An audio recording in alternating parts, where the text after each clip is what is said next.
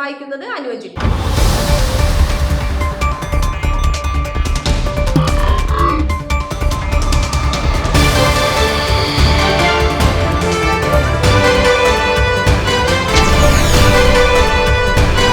കേരള പ്രതികരണ വേദിയുടെ നേതൃത്വത്തിൽ വിമോചന സമര രക്തസാക്ഷികളുടെ കല്ലറയിൽ പുഷ്പചക്രം സമർപ്പിച്ചു. കേരള ചരിത്രത്തിലെ ഏറ്റവും പ്രമുഖ പ്രക്ഷോഭമായി ചരിത്രകാരന്മാർ വിലയിരുത്തുന്ന അങ്കമാലി വിമോചന സമരത്തിന് തീപിടിപ്പിച്ച പോലീസ് വെടിവയ്പ്പിന് ജൂൺ 13 65 തികയുന്നു. ജൂൺ 13 രാത്രി 9:30 അങ്കമാലിയിൽ വെടിവയ്പ് നടന്നത്. 5 പേർ സംഭവ സ്ഥലത്തും 2 പേർ ആശുപത്രിയിലും മരിച്ചു. 7 പേരാണ് അന്ന് കൊല്ലപ്പെട്ടത്. ദേശീയപാതയിൽ നിന്ന് അങ്കമാലി നഗരസഭാ മന്ദിരത്തിലേക്ക് പ്രവേശിക്കുന്ന റോഡിന് വിമോചന സമര രക്തസാക്ഷി റോഡ് എന്ന് നാമകരണം ചെയ്യണമെന്നും അങ്കമാലി ടൗൺ ചതുരത്തിൽ രക്തസാക്ഷികളുടെ ഓർമ്മയ്ക്കായി സ്മാരകം സ്ഥാപിക്കണമെന്നും ഇവരുടെ കുടുംബങ്ങളെ സംരക്ഷിക്കാൻ സർക്കാർ തലത്തിൽ നടപടി സ്വീകരിക്കണമെന്നും കേരള പ്രതികരണ വേദി ആവശ്യപ്പെട്ടു. കേരള പ്രതികരണ വേദിയുടെ നേതൃത്വത്തിൽ ഇവരുടെ കുടുംബാംഗങ്ങൾക്ക് പെൻഷൻ ഫണ്ടും പാരിതോഷികവും വിതരണം ചെയ്തു.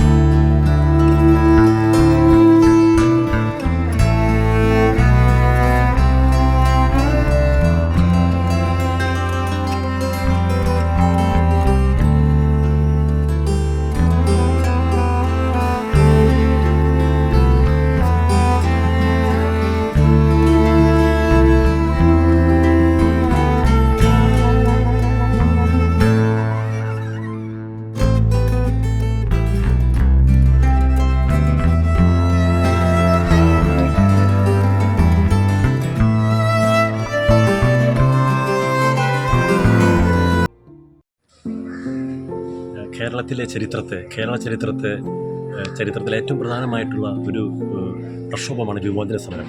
ആ വിമോചന സമരത്തിലെ ഏറ്റവും പ്രധാനപ്പെട്ട ഒരു ഏടാണ് അങ്കമാലി വെടിവെപ്പ്. 1959 ജൂൺ 13 നടന്നത്. അങ്കമാലി രക്തസാക്ഷികളുടെ കല്ലറയുടെ മുമ്പിൽ നിന്നാണ് ഞാൻ സംസാരിക്കുന്നത്. തീർച്ചയായിട്ടും ഇന്ന് 65ാമത്തെ ഒരു വർഷം ആചരിക്കുന്ന ഈ അവസരത്തിൽ ഇവിടെ വന്ന് ഈ തിരുകർമ്മങ്ങളിൽ പങ്കെടുക്കുവാനും ഇവിടെയുള്ള സമ്മേളനത്തിൽ പങ്കുകൊള്ളാനുള്ള ഒരു ഭാഗ്യമുണ്ടായി. തീർച്ചയായിട്ടും ക്രൈസ്തവർക്ക് ഏറെ അഭിമാനിക്കാവുന്ന രക്തസാക്ഷികളാണ് ഈ 7 രക്തസാക്ഷികൾ. കാരണം ലോകത്ത് ആദ്യമായി ഉണ്ടായിരുന്ന കമ്മ്യൂണിസ്റ്റ് ഭരണത്തെ തൂത്തെറിഞ്ഞ ഒരു പ്രക്ഷോഭമായിരുന്നു അങ്കമാലി വെടിവെപ്പ്. നിഷ്കളങ്കരായിട്ടുള്ള ആളുകൾ അന്നുണ്ടായിരുന്ന കമ്മ്യൂണിസ്റ്റ് ഭരണത്തിനെതിരെ ഒരു റാലി നടത്തി പ്രതിഷേധിക്കാനായിട്ട് പോലീസ് സ്റ്റേഷന് മുന്നിൽ വന്നപ്പോൾ അവർക്കെതിരെ നിർദാക്ഷിണ്യം 32 റൗണ്ട് വെടിവെച്ച് അതിൽ 7 പേർ കൊല്ലപ്പെട്ടു. ആ കാര്യം അറിയാം. ഇന്ന് ഏകാധിപതികൾക്കും അഹങ്കാരത്തിനും ധാർഷ്ട്യത്തിനും ഒരു സ്ഥാനവും നമ്മുടെ ഭരണ സംസ്കാരത്തിൽ ഉണ്ടായ അവസരമാണ് അങ്കമാലി വെടിവെപ്പ്. എല്ലാ വർഷവും ഈ ആചരണം ഇവിടെ നടക്കാറുണ്ട്. ഇന്ന് പ്രത്യേകിച്ച് ഈ 65ാമത്തെ വർഷം ആചരിക്കുന്ന അവസരത്തിൽ രക്തസാക്ഷികളുടെ ബന്ധുക്കൾ ഇന്നും ശരിയായിട്ടുള്ള ഒരു രീതിയിലുള്ള ഒരു പെൻഷൻ ലഭിക്കാതെ ഇന്നും അവർ ജീവിക്കുകയാണ്. കേരള ചരിത്രത്തിലെ വിമോചന സമരത്തിന് തീ പിടിപ്പിച്ച ഒരു പ്രക്ഷോഭമായിരുന്നു അങ്കമാലി വെടിവെപ്പ്. എന്നാൽ ഇന്ന് അങ്കമാലി വെടിവെപ്പിന് ഇന്ന് 65 വർഷം പൂർത്തിയാകുന്ന അവസരത്തിൽ ഈ നിഷ്കളങ്കരായിട്ടുള്ള ഈ രക്തസാക്ഷികൾക്ക് ഒരു സ്മാരകം ഇതുവരെ അങ്കമാലിയിൽ ഉണ്ടായിട്ടില്ല. അങ്കമാലി ബസിലിക്കയിൽ വളരെ നല്ല രീതിയിൽ ഇവരുടെ ഈ കല്ലറ സംരക്ഷിക്കുന്നുണ്ട് എന്നുള്ളത് വളരെ ചാരിതാർത്ഥ്യജനകമാണ്. എങ്കിലും ഈ അങ്കമാലി വെടിവെപ്പ് കൊണ്ട് നേട്ടമുണ്ടായ വലതുപക്ഷ മുന്നണികൾ ആരും തന്നെ ഒരു മതിയായിട്ടുള്ള ഒരു ബഹുമാനം ഇവർക്ക് കൊടുത്തുകൊണ്ട് ഒരു നല്ല സ്മാരകം അങ്കമാലി ടൗണിലോ പരിസര പ്രദേശങ്ങളിലോ അവിടെ നിർമ്മിക്കുവാനായിട്ട് ഇതിനോട് ബന്ധപ്പെട്ട ആർക്കും സാധിച്ചിട്ടില്ല. അങ്കമാലി വെടിവെപ്പിൻ്റെയും വിമോചന സമരത്തിൻ്റെയും നേട്ടങ്ങൾ കൊയ്ത പലരും ഇന്ന് ഈ അങ്കമാലി രക്തസാക്ഷികളെ മറന്നു എന്നുള്ളൊരു സംശയവും കൂടി ഇവിടെ അവശേഷിക്കുകയാണ്. തീർച്ചയായിട്ടും ഈ 7 നിഷ്കളങ്കരായിട്ടുള്ള രക്തസാക്ഷികൾക്ക് ക്രൈസ്തവ വിശ്വാസത്തിന് വേണ്ടി അങ്കമാലി ചരിത്രത്തിൽ അങ്കമാലിയെ കേരള ചരിത്രത്തിൽ രേഖപ്പെടുത്തിയ ഈ വെടിവെപ്പിനെ, ഈ വിമോചന സമരത്തെ അതിനെ ബഹുമാനിക്കുവാനും അവർക്ക് അർഹമായിട്ടുള്ള ഒരു സ്മാരകം നിർമ്മിക്കുവാനും ബന്ധപ്പെട്ട എല്ലാവരും പരിശ്രമിക്കണമെന്ന് നിങ്ങളോട് ഞാൻ അഭ്യർത്ഥിക്കുകയാണ്. ഇവരെ ഒരിക്കലും മറക്കില്ല.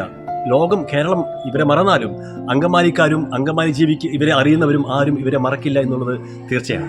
ബസിലിക്ക റെക്ടർ ഫാദർ ലൂക്കോസ് കുന്നത്തൂരിന്റെ നേതൃത്വത്തിൽ ദിവ്യബലി, കല്ലറയിൽ അനുസ്മരണ പ്രാർത്ഥന എന്നിവയുണ്ടായിരുന്നു. അനുസ്മരണ സമ്മേളനം സീറോ മലബാർ സഭ അൽമായ ഫോറം സെക്രട്ടറി ടോണി ചിറ്റിലപ്പള്ളി ഉദ്ഘാടനം ചെയ്തു. ജനറൽ സെക്രട്ടറി PI നാദിഷ അധ്യക്ഷത വഹിച്ചു. വിമോചന സമര നേതാവ് അഡ്വക്കേറ്റ് ഗർവാസി സരീക്കൽ, ചെയർമാൻ ജോസ് വാപ്പാലശ്ശേരി അനുസ്മരണ പ്രഭാഷണം നടത്തി. NR Ramachandran Nair, Shiby Pappachan, Tindo Pallippattu, AK Surendran, KP Gain, Andu Padayattil, Davis Kalleli, Martin Kizhakkedathu എന്നിവർ പ്രസംഗിച്ചു. ഇത് കേരളത്തിലെ വിമോചന സമരത്തിൻ്റെ ആവേശം കയറ്റിയ പരമാവധി ആവേശഭരിതമായ ഒരു സാഹചര്യം ഉണ്ടാക്കിയത് അങ്കമാലിയിലെ വെടിവെപ്പാണ്. ഇവിടെ ബാലറ്റിലൂടെ അധികാരത്തിൽ വന്ന ഒരു സർക്കാർ, ലോകമെമ്പാടുമുള്ള ആളുകൾ ശ്രദ്ധിച്ച ഒരു സർക്കാർ, അമ്പരിപ്പാടിൻ്റെ നേതൃത്വത്തിലുള്ളൊരു സർക്കാർ. ആ സർക്കാർ ജനാധിപത്യത്തെ പരിരക്ഷിക്കും, സംരക്ഷിക്കും, ന്യൂനപക്ഷ അവകാശങ്ങൾ സംരക്ഷിക്കപ്പെടുകയും തൊഴിലാളി വർഗത്തിൻ്റെ സംരക്ഷിക്കപ്പെടും എന്നൊക്കെ ധരിച്ചു വശമായ ജനങ്ങൾക്ക് തെറ്റ് പറ്റിയ എന്നും ആ തെറ്റിനെതിരെ ജനങ്ങളെ 2 വിഭാഗമായി കാണുകയും ഒരു കണ്ണ് ജനങ്ങൾക്കും ഒരു കണ്ണ് പാർട്ടിക്കും വേണ്ടി മാറ്റിവെക്കുകയും ചെയ്ത് മുമ്പോട്ട് പോയ ആ ജനങ്ങളെ 2 ഭാഗമായി തിരിച്ച്, ഒന്ന് പാർട്ടി സെല്ലുകളായും ഒന്ന് ജനങ്ങളെ പാർട്ടി ആളുകളായും കണ്ട് ക്രമസമാധാന പ്രശ്നങ്ങൾ ഉണ്ടാകുകയും ന്യൂനപക്ഷങ്ങളുടെ അവകാശങ്ങൾ ഹനിക്കപ്പെടുകയും മർദ്ദിക്കപ്പെടുകയും അങ്ങനെ ജനങ്ങളെ ഒരുമിച്ച് ചേരാനുള്ള അവസരമുണ്ടാകുകയും ചെയ്തതിൻ്റെ പ്രതിഫലനമായി ജനങ്ങൾ സംഘടിക്കുകയും ഒരുമിച്ച് ആർത്തട്ടഹസിച്ച് കേരളത്തിലെ അധികാരത്തിൽ വന്ന ഗവൺമെൻറ്റിലെ ജനവികാരത്താൽ ഒഴുകിപ്പോയ ഒരു സ്ഥിതി അതും ലോകം കണ്ടു, അതും ലോകം ശ്രദ്ധിക്കപ്പെട്ടു.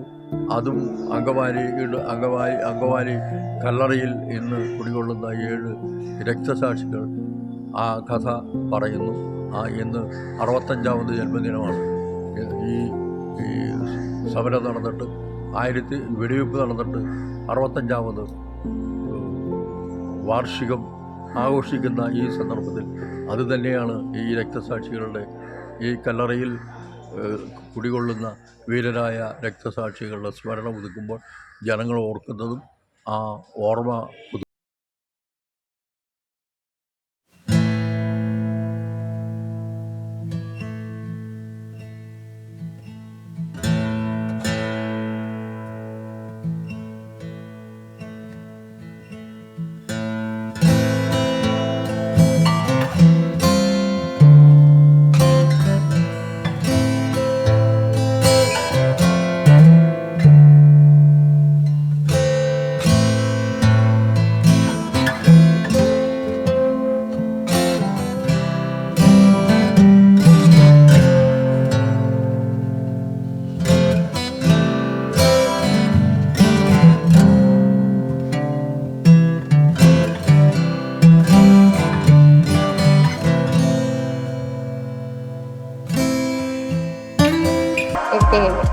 മറ്റൊരു വാർത്തയുമായി വീണ്ടും കാണാം.